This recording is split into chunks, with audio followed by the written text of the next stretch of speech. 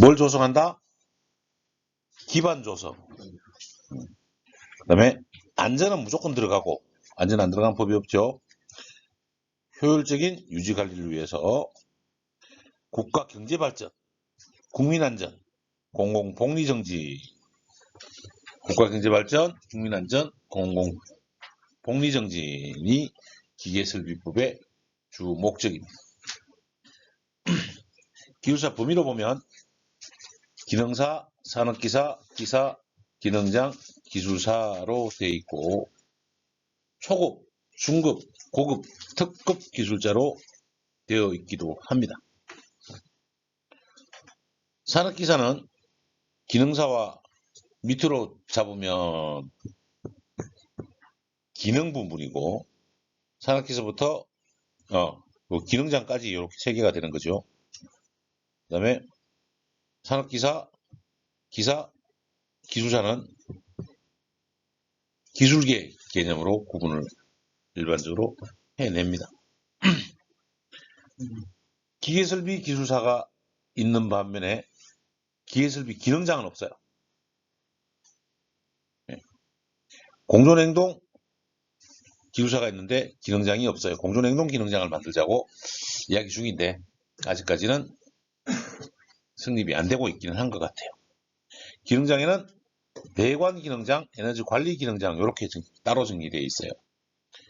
이 부분을 합쳐서 공존행동 기능장 이렇게 만들어도 되긴 할 것 같은데 그 다음에 기사에는 일반 기계 부분, 건축 설비 부분, 그 다음에 공존행동의 건설기계, 설비 보전, 메카트로닉스, 용접이 웬만하면 다 아낍니다. 용접은 배관 플랜트 쪽에 되는 거다 보니까 용접은 기능장, 기사, 산업기사, 기능사까지 다 아낍니다. 기능사에서 실기시험만 보는 게 온수온돌 기능사예요.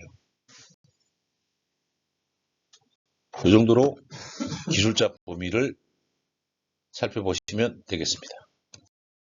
기계설비의 구분은 여론설비, 냉난방, 공기조화설비 및 환경설비, 위생, 그 다음에 오수, 배수, 우수, 요거 지난 시간에 했죠. 네. 그 다음에 배관에 대한 보온재, 공기조화하고 덕트하고 연결된 거죠. 그 다음에 자동제어 별도로 빼고 방음 방진하고 플랜트 특수설비로 갑니다. 플랜트가 용접 부분이냐,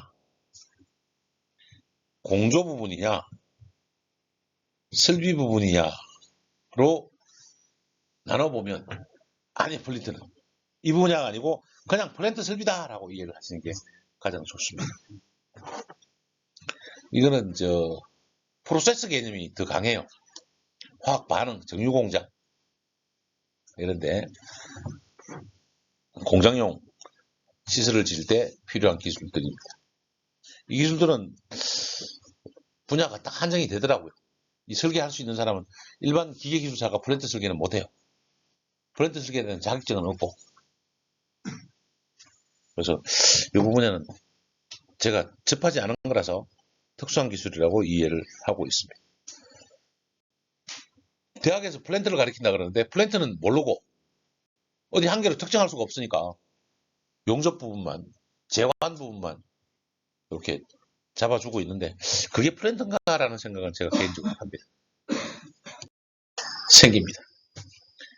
건축 공사를 설계하고 나서 우리가 비산먼지 발생 신고하고 건축 착공을 하면 기계설비도 착공 전에 확인해야 되고 사용증 검사를 받습니다. 소방설비도 마찬가지고 이제는 검사를 받아야 되기 때문에 기계설비 공사라 몇 제곱미터? 1만 제곱미터 이상 약 3,300평이죠.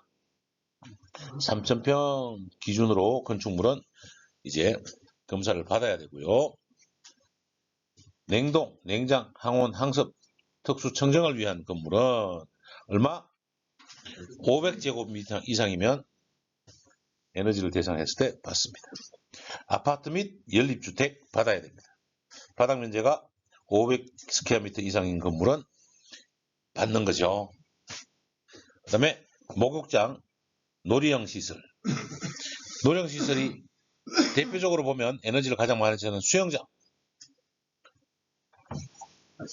놀이형 시설 중에 뭐가 있나요? 애들 노는 거? 워터파크는 야외 시설이라서 별도이고요.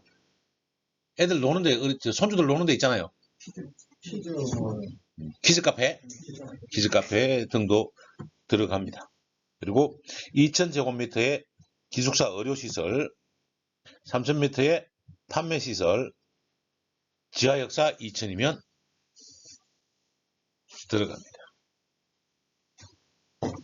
요게 착공정 서류를 넣어줘야 돼요. 이 건물들은. 그리고 이 건물들에 대해서 유지관리에 대한 점검 확인을 해야 됩니다. 이제 유지관리 기록을 준수해야 되고요. 일지를 써야 된다는 이야기죠. 일지를 써야 되기 때문에 꼭 데리고 있어야 되고, 관리 주체는 점검 기록을 해야 됩니다. 몇 년 동안 보고 전한다? 10년. 몇 년? 10년. 사고 나면 요청하겠죠? 시장구청장이. 그 다음에 대통령령으로 정하는 건축물이라고 하면 1만 제곱미터, 500세대, 300세대. 지금 방금 한 내용이죠? 네. 이게 무슨 영이다? 대통령령으로 정한다.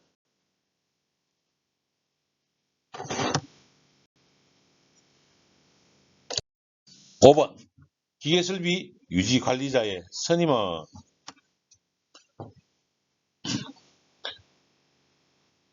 6만 스퀘어미터면 특급 1명에 보조 1명, 3만까지는 고급에다가 보조 1명. 맞나요? 15,000이면 중급 하나, 10,000 이하는 초급 하나.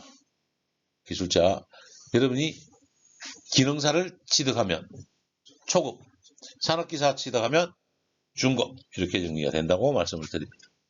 아파트 3000세대, 3000세대면 특급 하나, 보조 하나. 2000에서 3000이면 고급 하나, 보조 하나. 2명이 꼭 있어야 되네, 그죠? 네. 3000세대 이상이면 설비가 2명이 있어야 되고, 2000세대도 고급까지 2명이 있어야 됩니다. 그러나 1000세대 미만으로 가면 중급 하나이고, 500세대 미만은 초급 하나이고, 300세대 이상 500 이하는 초급 책임자 1명이 무조건 있어야 된다는 얘기죠. 자, 그러면 우리는 어디까지 갈 수 있어요? 1000세대까지는 초급 가지고 가능하네요. 맞죠? 근데 대다수의 아파트가 70% 이상이 1000세대 안 돼요. 그래서 건물이 한 5동, 6동 정도는 한 1000세대 안 되는 아파트들이 많기 때문에 우리가 들어갈 일이 굉장히 많다고 말씀드리는 거고. 자, 2번 관리 주체는 며칠 이내? 30일 이내 해야 되고요. 그 다음에 건축, 정축, 개축, 재축, 대수선. 대수선은 기둥이나 볼을 건들면 대수선입니다. 이게. 이때는 뭐를 설명해야 된다? 유지관리자를 선임해야 됩니다. 용도 변경이 있을 때는 기재된 날부터 해야 되고, 위탁인 경우는 위탁된 날 기준으로 며칠 이내에 30일 이내에 선임을 하셔야 됩니다. 82페이지 기계설비 유지관리자의 자격 및 등급으로 보면, 자격은 특급, 기술사가 특급이고 기능장은 10년, 기사까지는 10년, 산업기사는 13년, 건설기술자는 10년 이상이면 유지관리 자격증을 주고요. 고급기술자는 기능장부터 7년, 산업기사는 10년, 3년 차이 나죠? 3년 차이 줍니다. 중급기술자는 기능장은 4년, 산업기사는 7년.